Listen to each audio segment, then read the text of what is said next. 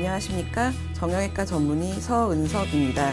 오늘은 퇴행성 관절염에 대해서 이야기 드리겠습니다.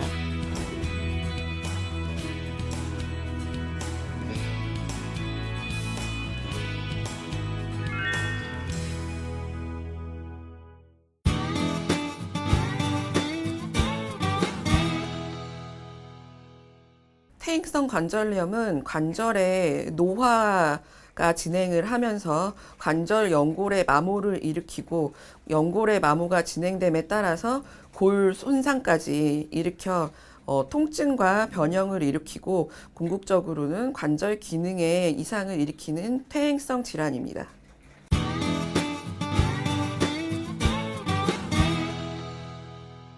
(50대) 이후 환자들에게서 주로 발생을 하게 되고요.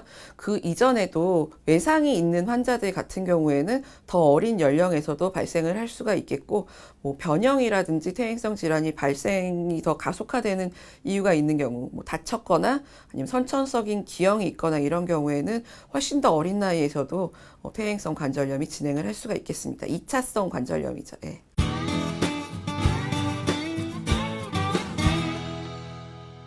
관절이 있는 곳이라면 어디든지 발생을 할 수가 있습니다. 어깨, 팔꿈치, 허리, 무릎, 발목 등 모든 관절에 발생을 할 수가 있겠지만, 그 중에서도 특히 증상이 심한 부위는 허리나 무릎 등 체중이 많이 실리는 부위가 증상이 좀 심하고 유병률이 높은 편입니다.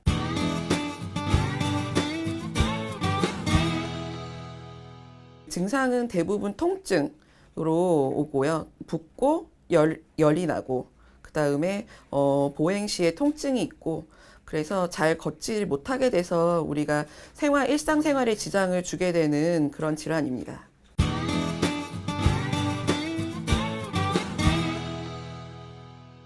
무릎 퇴행성 관절염은 아주 초기부터 인공관절 수술을 해야 되는 후기 환자까지 굉장히 다양한 양상을 갖고 있는 질환이기 때문에, 매우 초기에 환자분이 오신다면 체중을 감량하고 근력을 키우는 운동을 하는 등의 생활습관 교정만으로도 증상이 호전되는 경우가 있고요. 그럼에도 불구하고 증상이 있는 경우에는 약물 치료를 하게 됩니다.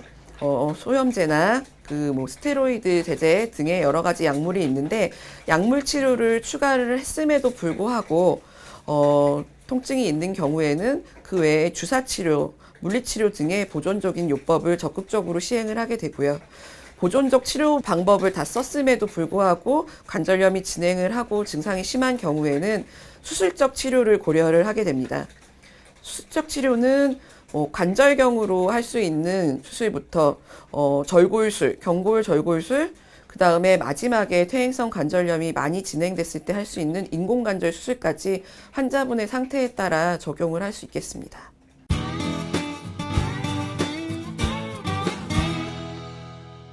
수술 후에는 무릎에 무리가 가지 않는 생활을 하시는 게 가장 중요한 주의사항입니다. 그래서 쪼그려 앉는다든지, 그 다음에 계단을 막 내려온다든지, 무거운 물건을 드신다든지, 그런 식으로 무릎에 무리한 부하가 가는 운동은 금하시는 게 좋겠고, 근력 회복을 위해서 꾸준히 대퇴사두근 강화 운동을 하시는 게 가장 중요한 주의사항입니다.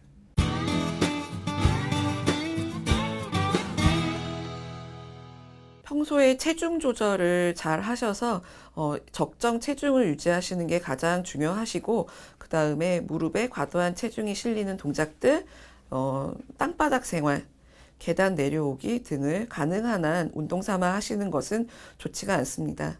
그 다음에 무릎에 좋은 허벅지 근육을 강화하는 운동, 예를 들면 수영이라든지 대퇴사두근 강화 운동 등의 운동을 꾸준히 하시는 것이 퇴행성 관절염을 예방하는 가장 좋은 생활 습관입니다.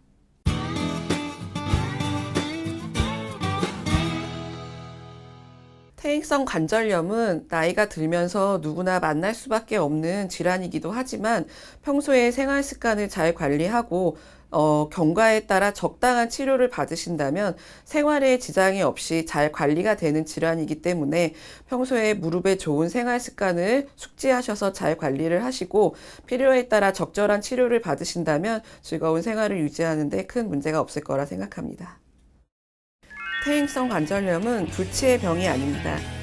적극적으로 예방하는 생활 습관을 아시고 경과에 따라 적절한 치료를 받으신다면 얼마든지 극복할 수 있는 질환이니까 적절한 치료를 받으시길 권해드립니다.